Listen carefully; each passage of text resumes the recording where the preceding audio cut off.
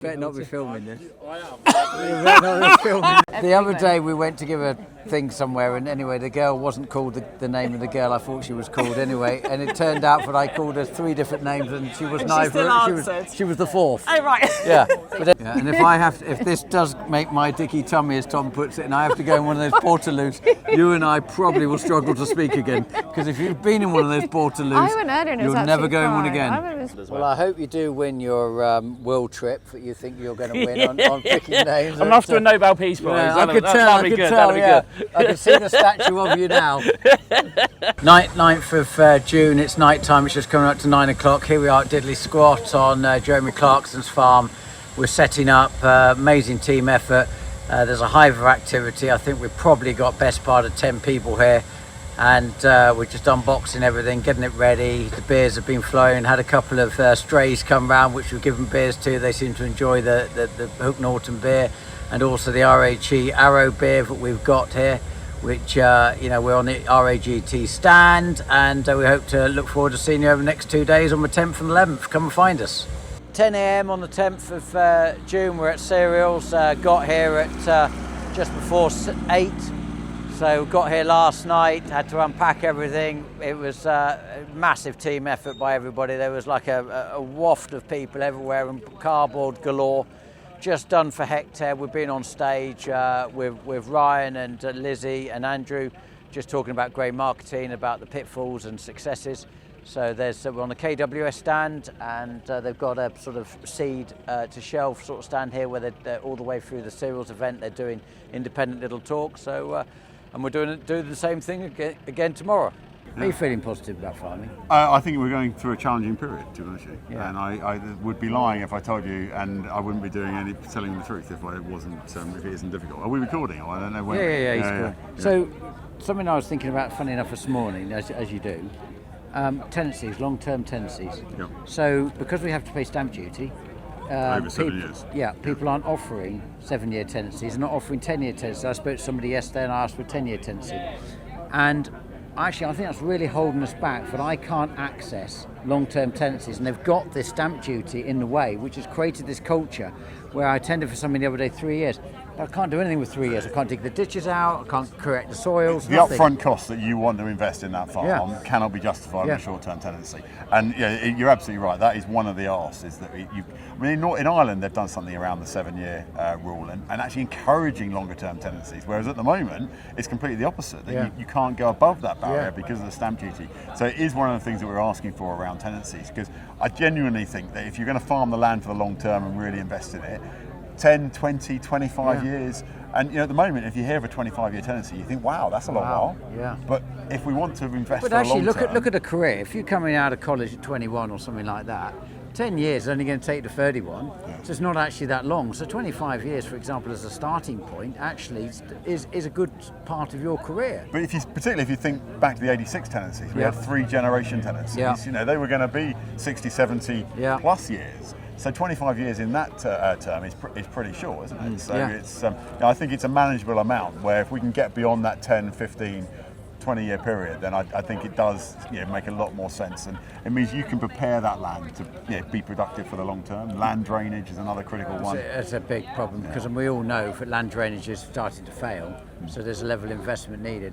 The other thing I think that we're finding, which is particularly difficult, is the difference between the valuation of a B8 and agricultural. So if you have a valuation on buildings and farms and it's agricultural, but if it's B8, it can be so much more. Same with houses. If you've got an agricultural house as opposed to a standard, you've got a 30% difference. Well, if you're trying to borrow money against that, I'd like to try and see that agricultural classification disappear. So I think there are benefits from the agricultural classification, particularly permitted development rights, which a lot of farmers do. It's the valuation bit I have the issue with. Yeah, you've just got to be careful, haven't you? Where you get rid of it in one place, would you then have an impact in the planning side of things in the other place? And so you'd have to look at it through that lens. But one of the other things, for a business at scale, at the moment, the annual investment allowance is too restrictive, because you can't invest in farm buildings and infrastructure and use the annual investment allowance. It's depreciating assets, which, if somebody your size, okay, a lot of you'll probably find a way of spending that budget. But we're asking for the broadening of that scope so that you can bring in land drainage, reservoirs within the scope of it, Yeah. but also the threshold needs raising, doesn't it? Yeah, so that, 100%. Up to £5 million, and then over the course of 2 years. We need to not also be perceived at the stifling scale. Yeah. Because if you're employing a lot of people, that needs to be taken into account.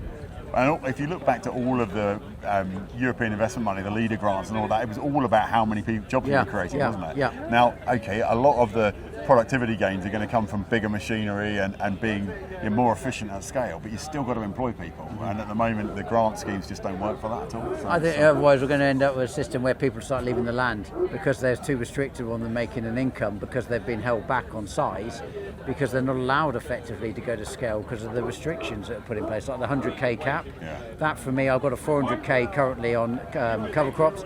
That's going to go to 100. That means that's less for the environment. Yeah, I was going to say, are you going to do the cover crops without the I think, money? to be honest, I think we'll forget it. Yeah. I think we'll just walk away from it. And you see, that money was buying public goods. Yeah, it was buying environmental Absolutely. services, and that's where we've got other members that want to convert to organic. They can't afford to do it because they'd be well over the 100 grand cap. Now, are they genuinely the people that they were trying to target? Yeah. I don't think that. I don't think so. It hasn't been thought through at all. No. But it's there are real consequences and public money for public goods. The principle is that it's scalable. Yeah. And at the moment, the ideology has stepped into that and said, no, we're going to bring a cap in. With that social policy then, it's not public money for public goods. Correct. I agree with that. Yeah. Happy birthday. And happy birthday Happy to you birthday. as well. That's right, Hey, hey, you're going to be in a new decade. Well, I am on 10 years. Yeah, 10 years on, unfortunately. But Well, so, good luck with it. Your son is waiting for you to retire, he just told me. Well, he might as well. He wants to buy everything in the show as it is. So. Yeah. Oh, I've had that problem in my life. That's a problem you get in your 20s and you pay for it in your 30s. So I'm at Thompson Engineering at Cereals, and just with Ross Thompson. Now, I met Ross about 5 years ago because I have a Kentra dryer, which we're a great fan of, but we wanted to get some more precision on actually getting the drying. Now, we're drying about 25,000 tonnes a year, and we're doing milling wheat, so it's really important we don't overcook it. We've got to get the right temperature, but also get the moisture right. A difference in moisture for us, when you look at 20,000 tonne of our own milling wheat, is if you get that percentage wrong, what you find is that you have lost weight because you've over-dried, because typically you will over-dry rather than under-dry. Now, Ross came and he does our servicing on our dry, and I was just complimenting him for actually does such a good job because we never have to call him, so he never has to come to see us outside. And I hope I'm not giving it the kiss of death. I know, I'm just hoping that we haven't touch a done bit that. of wood or something. But so, and they came and fitted. This is Canadian, isn't it? Yeah, it's a dry master that we've integrated into the Kentra control panel. But it comes from Canada, is that right? It comes from Canada, yeah. It's a Canadian company called Dry Master. So we'll set this typically at say 15.2 or 15.1, something like that. We won't actually set it for 14.9. Now, the reason why we're actually slightly over 15% is because we don't outload the grain very quickly. The ventilation pipes do a level of drying. So if we put it then into the store at 15.2, by the time it comes out, it's probably somewhere between 14.5, if not slightly below. Otherwise, we find we lose too much moisture. So I'm personally really pleased with it. I actually bought it on a grant, but the grant fell through because we didn't do all of the items. But I was just saying to Russ, out of the 8 items we had on the grant, 6 of them were complete waste of time and I would never have done them. But this actually was one thing that I think is for us is worth every penny. Is that brand new? Brand new. And it's got all that mud on it already? From the show, yeah. Really? Just from the show? Yeah. Wow. Not great. So on the replacement policies, what are you actually on? That's the 4th one of those we've got now. So that's not a replacement at all, but we can it's expansion. Yeah. Yeah. And are you finding now going forward, Tim, that people are actually saying, can you dig out all the ditches first, please? Reprofile them. That's where we're starting with everyone Yeah. on the absolute basics, and then moving into land drainage schemes after that. A lot of people are doing ditching works themselves, like you do on your farm, but the advantage of these machines is on the flatter fen farms and so on. They've all got inbuilt GPS, deep ditches as well. very accurate profiling really? to make sure the water flows. Can you program a V? Yeah. Oh, I didn't realise that. Yeah. So. Oh, wow.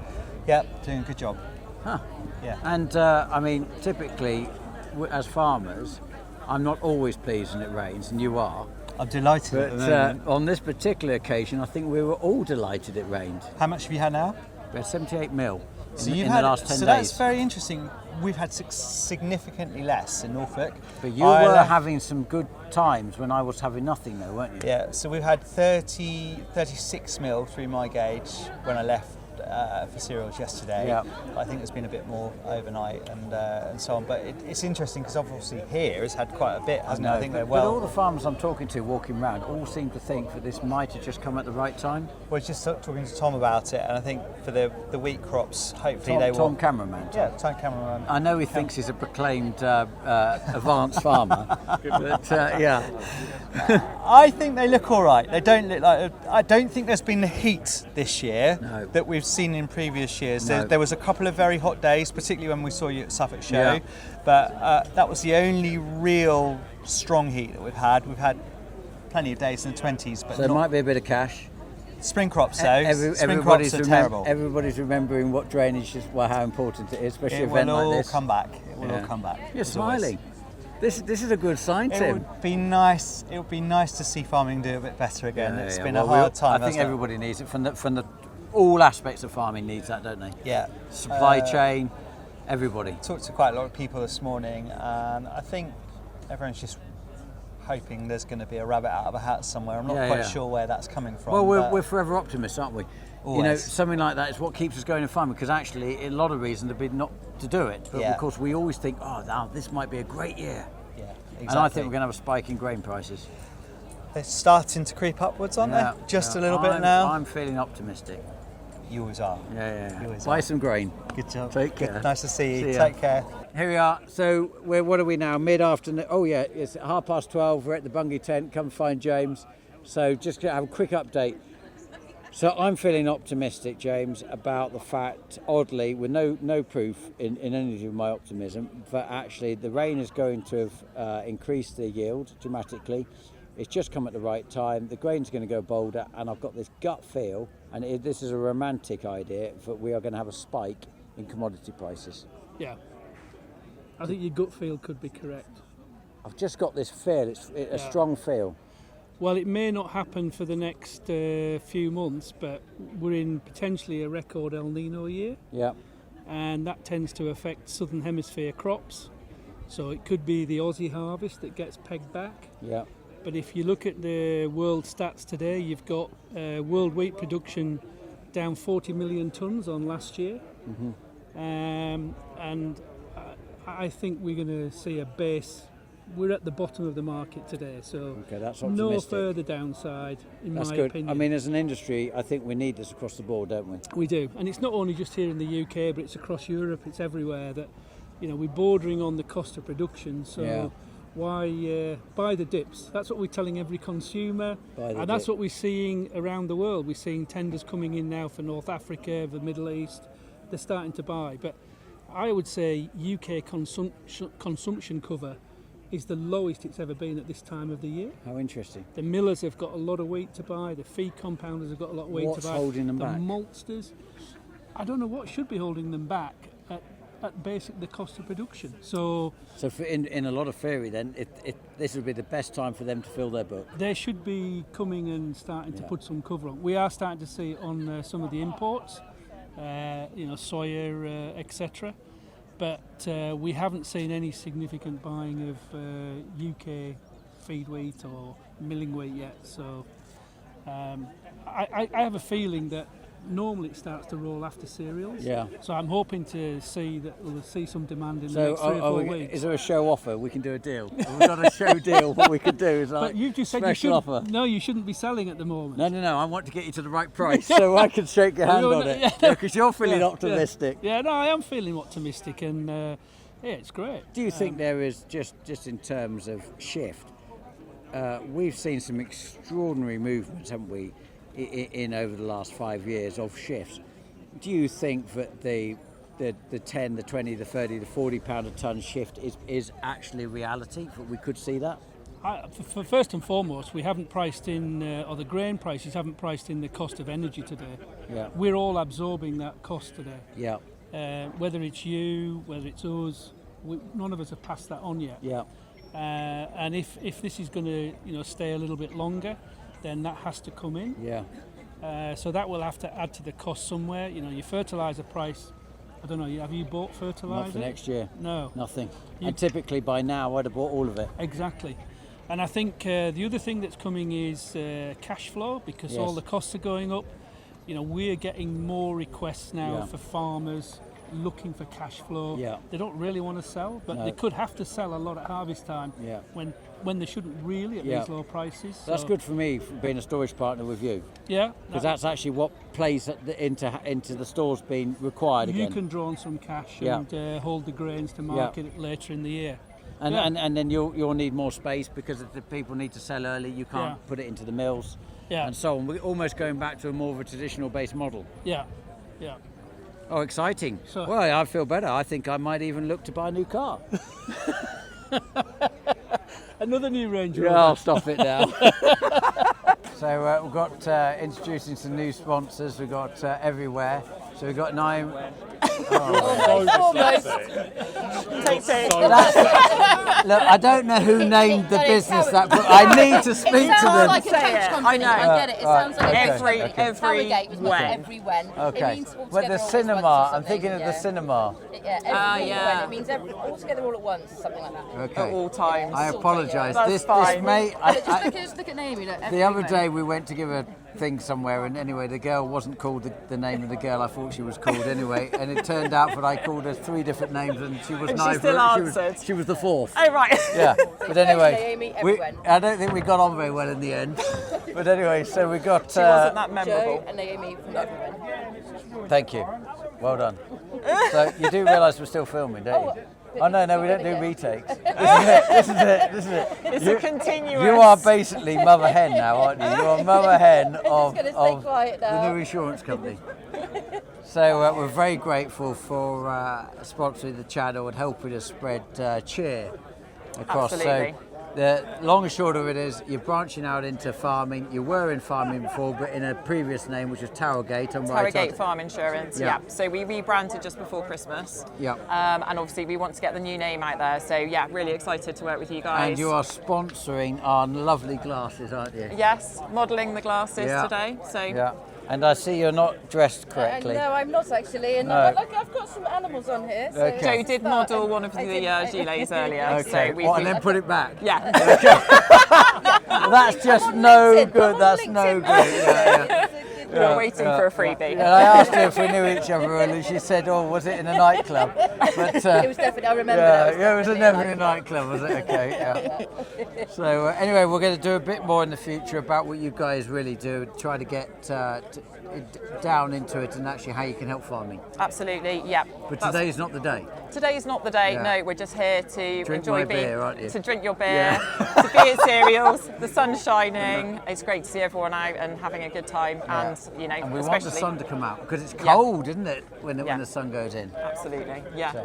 So I'm here on a hectare stand because Lizzie asked me to come and I said no thank you. But and then so she sent a John Deere Gator to come and pick me up, and a guy came onto the stand holding a bit of paper, and he was a burly boy, and he said, "Are you James Pett?" And I thought, oh God, here we go, some legal litigation thing, someone's about to serve me. I just want you to know, if you test me and you say I'll only come here if you get me a Gator, taxi. yeah, then I literally didn't think that would be possible. Next time I'll say a hot air balloon. Well, there's one just back there. So. Is that right? Okay. Oh dear. But we wanted to give our world's biggest advocate the world's smallest trophy, just to go on that PX Farm desk, didn't we? Thank you very much. You have to take I it. see there's other ones No, here. they're not for you. Well, no, but there might be a better title. I might like to read through them. No. No. This is the one. No, but what we would like to say is PX Farms. So do I get a gold chain? Do I wear it? You could do the gypsy. No. Okay, got it. Yeah. Yeah, perfect. Right. So it comes with a gold chain. Comes then. with a gold chain. Yeah. I think what's good to say is that PX Farms over the last year has massively promoted us, but also for good reason, right? So we're doing good things for farmers. Yeah. We're putting farmers in a position where they can not be price takers anymore, and they can be in charge of their grain marketing and be educated about their grain marketing. And he's got a really, really strong coffee that he can't handle. Yeah, we can't handle. Yeah, and if this does make my dicky tummy, as Tom puts it, and I have to go in one of those portaloos, you and I probably will struggle to speak again. Because if you've been in one of those portaloos, I went earlier and it was you'll never go in one fine. again. I remember it was fine. You're just being a little princess. So, you say so. This morning, talking about being a princess, this morning I went into a loo. And I lifted the lid and I came out and I was retching. Yeah, I know, they are. It was not human. Oh, okay, I don't know if we have to go into that. Anyway, do hectare trading. It's much better than the toilet experience. Well, yeah, one thing you won't. Yeah, we can say at least we're better than the toilet experience. Anyway, let's spin the wheel and see what's going to happen. Okay, go on then. Right. Spin the wheel. Okay. Can we do a little spin the wheel over here? Mind your back. Mind your back.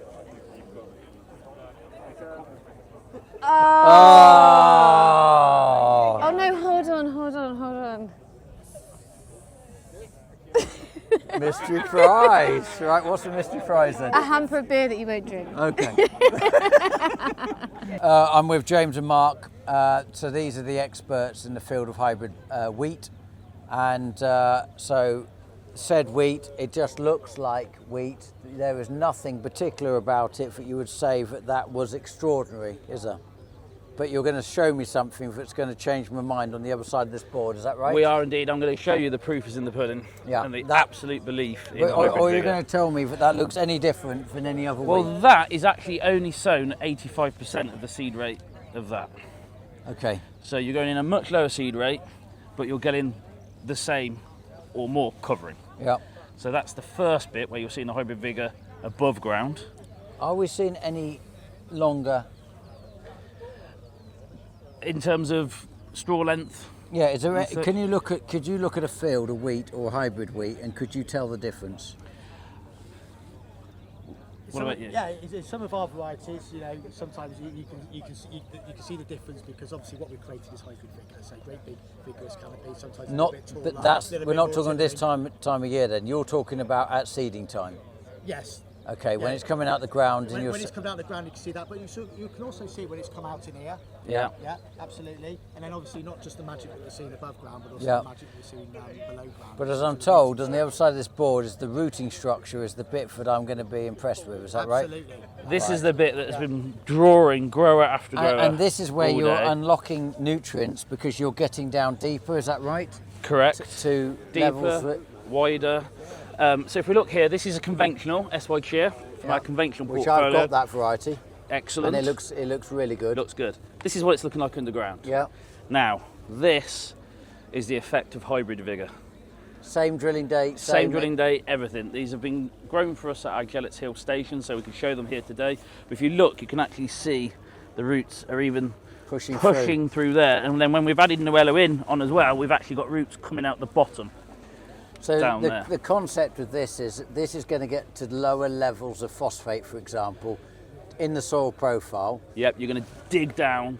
So it may be that you actually, not only does the plant become healthier quicker, but also you may be able to put less on in terms of nutrients because it's reaching to new depths. Yeah, potentially, and that is why I'm looking for growers that want to experience Xterra this year on their own farm, in their own conditions, and play around with it.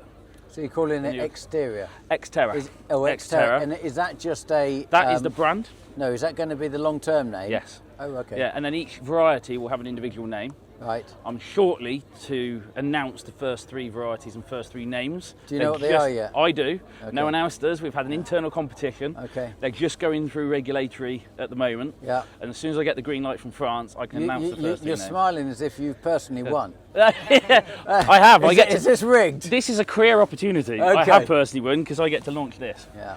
So for me, this is a big deal for me in the UK. So and the reality is that my theory about this, in comparative to the strength of these roots and the depth they're going to, is it proven based on what I believe, just in theory, that is what it's doing? Yes, we've been doing extensive research. I mean, this has taken us about 15 years to get to this stage now where we're first commercialising. So we've commercialised in France this week, effectively. The first sales have happened this week, and commercialising in the UK next year. demo this year. We haven't rushed it. We wanted to get it right, and we wanted to, you know, look into all the science. Will this have a better drought tolerance? Yeah, you're going much deeper. So will we act? Do you think we'll get to a stage within the recommended list that they will actually start to show drought tolerance?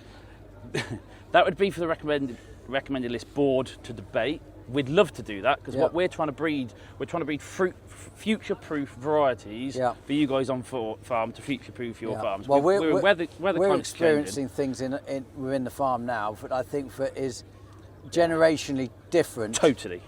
You know, my father wouldn't potentially, apart from 1976, which is the best year ever recorded, which is the year I was born. Yeah, okay. But they wouldn't have the characteristics we've been faced with in the last 2 or 3 years. They wouldn't, and they're ever changing, and they're going to continue to change.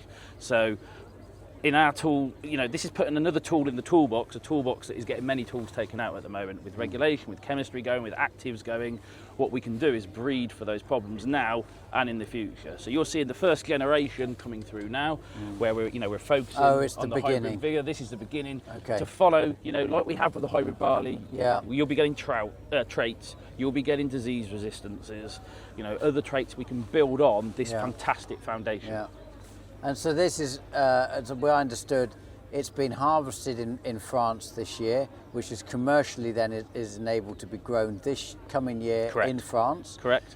We have to wait another year in the UK. Correct. And we're going to look to be planting it in 2027. Apart from you're going to look to try and find a few token farmers this autumn in the UK. Correct. It's going to be more than a few token, hopefully. Touch wood, dependent on harvest, but this should be a substantial demo network.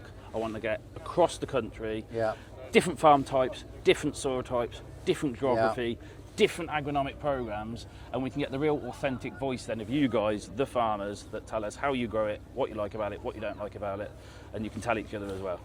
So we could actually be, in terms of all of our careers, this could be the very next most exciting thing of our career.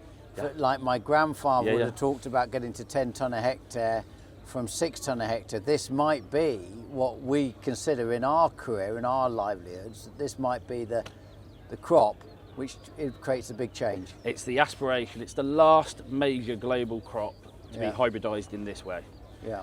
And this is, for me, like I said earlier, this is hopefully career defining for me as the guy that gets to launch it. Now this isn't the only thing that's actually been launched by Syngenta, this particular cereals, is it? As I understand it, we've also got a new app that's come out in relation to farmers being able to put in their data and analyse the data and start recording fields, photographs, everything going on. And I think we're going to get somebody to come and show us now with a laptop. Indeed, that'll be our CropWise system. Yeah. So quite a big launch this cereals. Fantastic launch, fantastic cereals, and lots of really exciting things to talk about on the stand as well. Well, I hope you do win your world trip that you think you're going to win on picking names. I'm after a Nobel Peace Prize. I could tell. I can see the statue of you now. So this is an extraordinary thing to look at. This almost looks futuristic, and almost to the point that I've not seen anything quite like this. But it almost seems unbelievable. But this is Rob, and he is going to just explain to us what these are and how we could start seeing these on our farms in the UK going forward. Okay, well, thanks very much. Well, welcome to the Robo Dog paddock. So these are Robo Dogs, and they're kind of a unique platform, somewhere between drones and phones. So they've got some characteristics of drones, like the navigation, so they can auto-navigate around the field. And they've got some characteristics of phones, so they can get very high-resolution images. The other thing that sets these dogs apart is they are like supercomputer on legs. And so we can deploy our computer vision models directly on the dogs, so we can get insights in real time. So what kind of things, can these dogs do? Well, for cereals, we've been doing things like stand count. So we're counting the plants at the early stage of growth. So after you've drilled it, it's come up. Yep. You're going to do it. They're going to go across the field for. In terms of emergence, or are you using this in terms of a chemical application for pre-emergence? No, we're looking for counting emergence of the crop. Okay. Yeah. And then later on in the crop, about now, we're going to start doing some heading counts. So we're going to drive the dog through our plots, and then using the camera on top there, capture the images of the heads, and then compute or calculate and count the number of heads, and then we'll normalise that data as well, so we get it per metre squared, so we can compare. Are you going to have one of these per 100 acres, or do you walk up and down a tram line, or do you say, look, it has to? The camera needs every 3 metres? What's the breakdown of how you're doing this? Yeah, so we're working on our trials at the moment, so our plots are relatively small. Yeah. So at the moment we're just walking up and down tram lines, and the footprint of these dogs is really nice because they fit in a tram line really nicely, so they're about 30 centimetres wide. They can cope with quite boggy ground or quite uneven terrain. And the other thing is, if they start to go into the crop, they walk like a deer through the crop, so they're less likely to trample it compared to like a wheeled or a tracked vehicle. Yeah. That's what makes them really nice. And they can run in the rain? These ones are not fully waterproof, but you can get waterproof versions of these, yeah. So I'm assuming that the camera starts to get droplets on it, and the images then are deteriorated. Yeah, you probably wouldn't go out in heavy rain at the moment with these guys. Does it go back to a docking station then? Yes, you can we've got a docking station for the dog at the back there, so it can go down, sit down and recharge, yeah. So and how long would a charge, could it mooch about for? The endurance of these robots is really good, so it's about 3 to 4 hours, and that equates to walking about 8 kilometres. Right. And then it takes an hour or two to charge up. Yeah.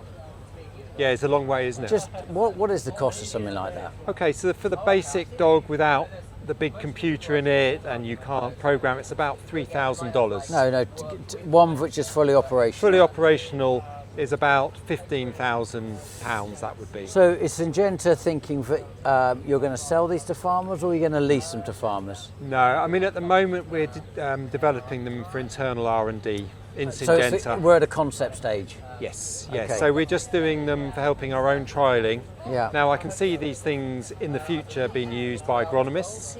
I'm not sure it'll be Syngenta that will be developing them for agronomists. But certainly I could see them being the agronomist's best friend. Is it actually a Syngenta machine? No.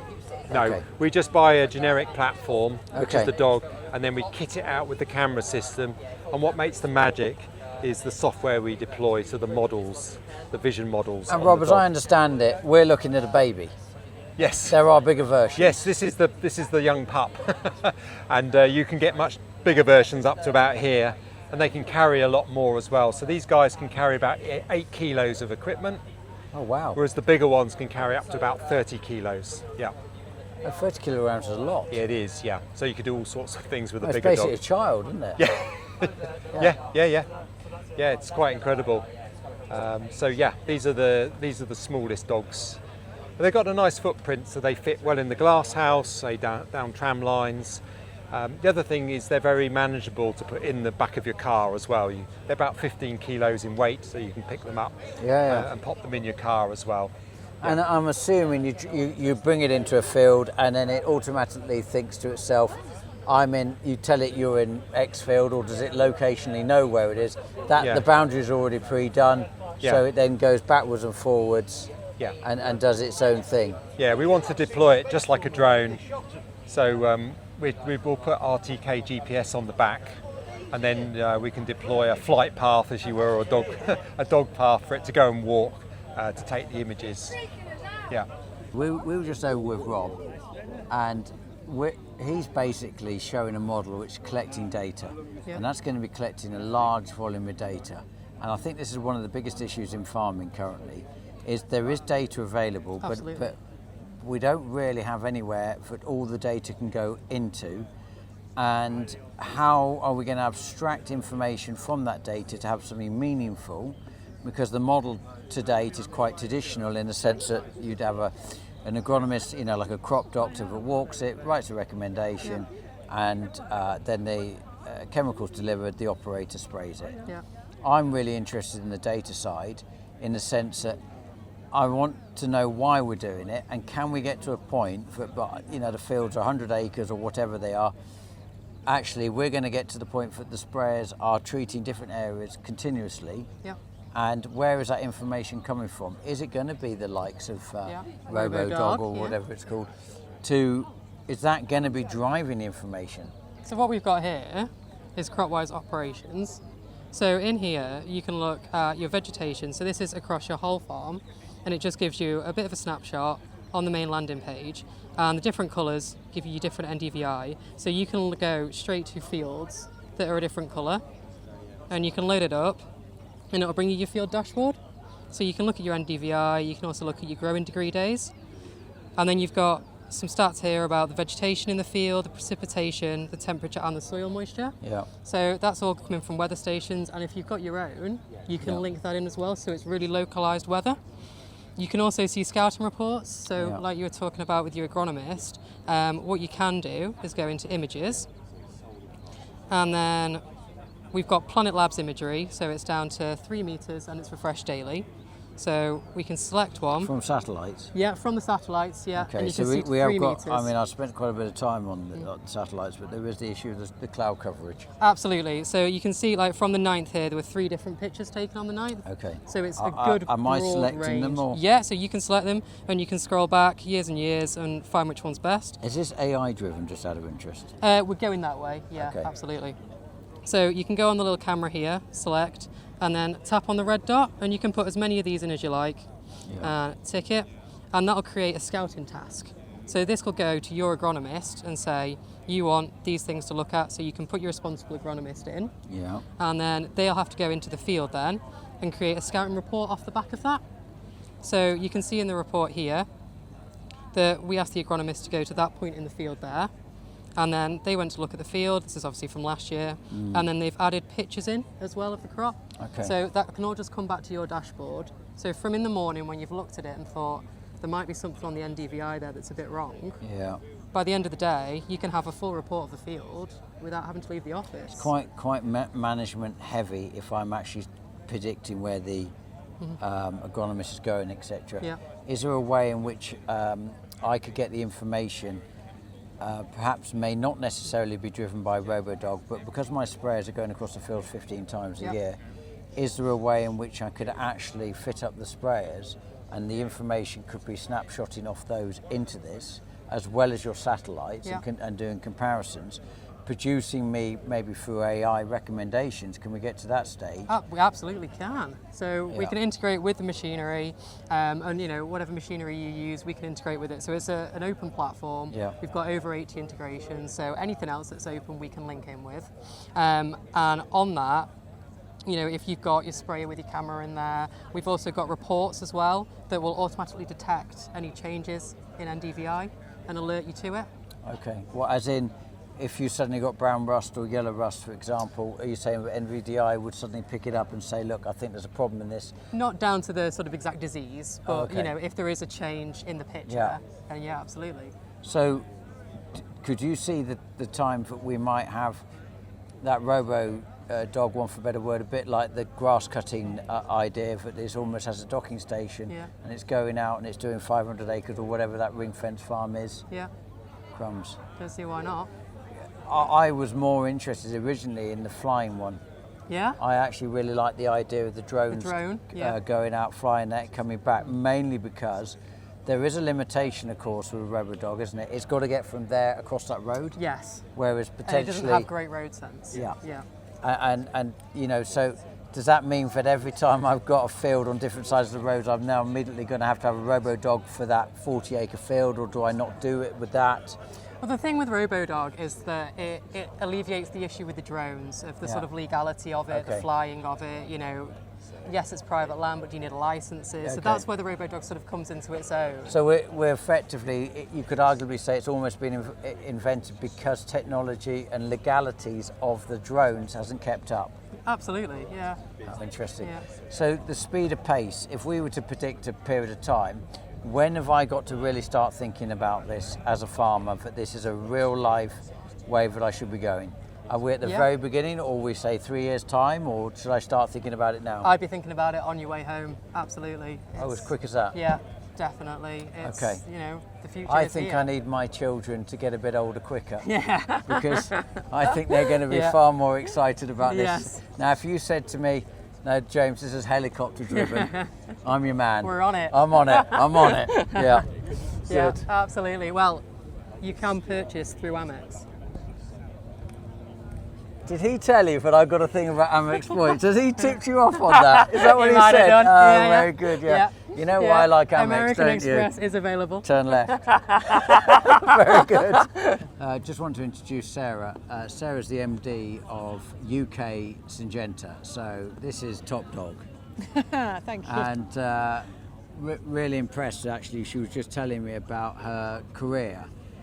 If you could just quickly tell them what you were telling me, how you started and how you've got to where, because what you're doing today is so very different to where you started. It is, and the journey you're taking this business to is also quite exciting. Oh, it is. So I started as a chemist in Gellets Hill, our research station, which you visited a few months ago. Yeah.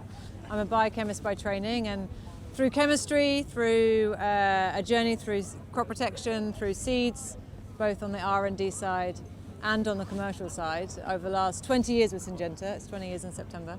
I'm coming into then a true commercial role, which is something from the last kind of 4 years I always really wanted to do. I love being on the ground, having boots in a field, with my team, with our customers, talking about true kind of grower pain points, how we solve them together, how we ensure we're all still doing this in a better way in the next 20 years' time. And how many people have you got underneath you in Syngenta UK?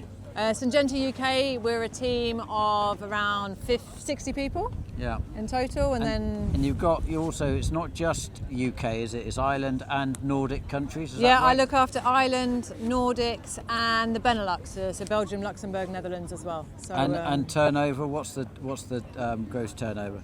So we are just over, where are we, 300 million or something? For the UK? For the... And the ones we just Yeah. So this is an exciting role, because I just stood here today. You've got the hybrid wheat, which could be a complete game changer for not just UK ag, but actually internationally. And internationally, exactly. And then this robotic side, and then looking at the computerized side. This is actually a big step forward. This feels to me, very different to where you would consider a chemical manufacturing company to be actually heading. Yeah, and I think that's part of our philosophy, that right now, grower pain points are unlikely to be solved by one can of chemical. Yeah. We are, through loss of chemistry, through pain points and resistance changing, we need to innovate differently to what we've done before. We need to innovate more broader. We need to really think about layers of innovation that come together and solutions that come together to be able to help you. And so that, for me, comes not just from chemistry or from seed, it comes from digital. So actually you're creating a much bigger focus. Yeah. It's not so singular as perhaps it would have been. This is actually becoming so Syngenta potentially could play a much bigger part on farms. I think we can do, because I think we can feature in the different areas and really hopefully be in the innovator of choice by having a lot of different areas that can help be put together. It's actually exciting, but it's actually quite frightening in some respect, isn't it? When you probably don't see it because you've been seeing this stuff for a while, but when you go and stand the robotic dog, you stood there and you're going, this can't be real. You know this. I know. And you're sort of thinking, and then you start walking away and you're going, do you know, I can see how some of this would work. But this is what, I mean, R&D, having started there, R&D is in my blood, and I live for the innovation. And I think despite the challenges we have, there is a lot of technology still to go after. And I think how we farm today will not be how we farm in 10, 15 years' time. And you were saying that when you were sitting in the lab doing your work, you were actually trying to find a glyphosate I was replacement. working on non-selective herbicides. Yeah. And so we've always looked at chemistry, we've always looked at how do we replace what we're losing. Yeah, so I was looking at non-selectives and glyphosate resistance, glyphosate replacements. I wasn't successful, as you can say, so maybe I'm better here than there. Well, I'm not sure, has anybody been? No, so it's pretty you're tricky. not alone. So I'm not by myself, that's true. Very good, well I hope you have a wonderful cereals, and thank you for spending the time with your team, letting us see some of this. No, you're very welcome, thanks for visiting us. Pleasure. Thank you. Good morning everybody, very nice to see you all here. So grain marketing for our business, so we've got 27 landlords, so we've got a responsibility to be involved in grain marketing for them in terms of delivering back from contract farming, or whether it's just for ourselves within paying FBTs, etc. I would think over my career of sort of 25 years, I've had some real highs and lows of grain marketing, and I think that how do you benchmark yourself, I think would be the first question, is actually have you done a good job or not? And some of the only way you can really do that is to probably compare yourself against, say, different funds which are out there for different ADM or Frontier or whatever, and what they've done, and look at yourself in comparison to that. I've obviously had times when I've sold at near the top of the market, but I've equally had times where I sold at the bottom. I remember my sort of worst deal I've done in my career was in my very early days when my father first let me have a go at grain marketing back in when I came into farming, that's sort of 1999, and I sold pretty much the whole lot at about £65 a tonne for the wheat, which it then had a meeting with someone to look at doing options. They said don't bother, in the market at that time went up to £90 a tonne, so that was a bit of a sore time. So since then I've put a lot more focus on how I do the grain marketing, going forward, and also taking into account the people I farm for and how they want the marketing done. Some obviously have different objectives. They want all the cash in, some by the end of Christmas, and depending on what their objectives was, and that's changed, tremendously now. We've lost BPS in terms of how do we get money into the business and being able to fund, inputs and FBT rents. 11th of June, it's the afternoon now, the second day of cereals. Quite a lot of rain overnight, quite a lot of rain all day.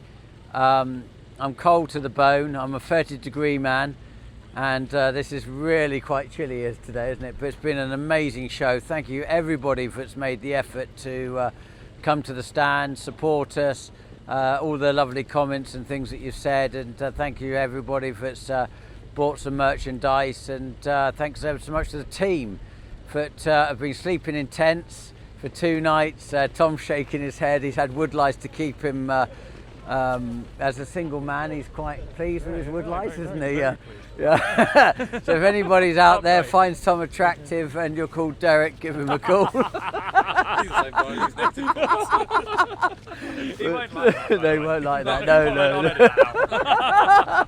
Anyway, thanks ever so much for your support, and it was great fun being here to do this. Never done it before.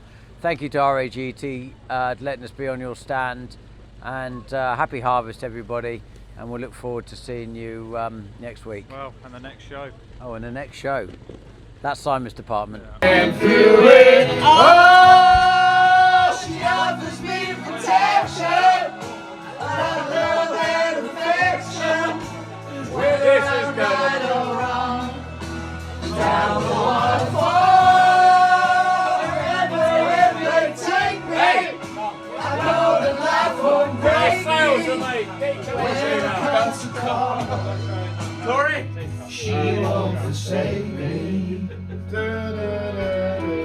I'm loving angels instead.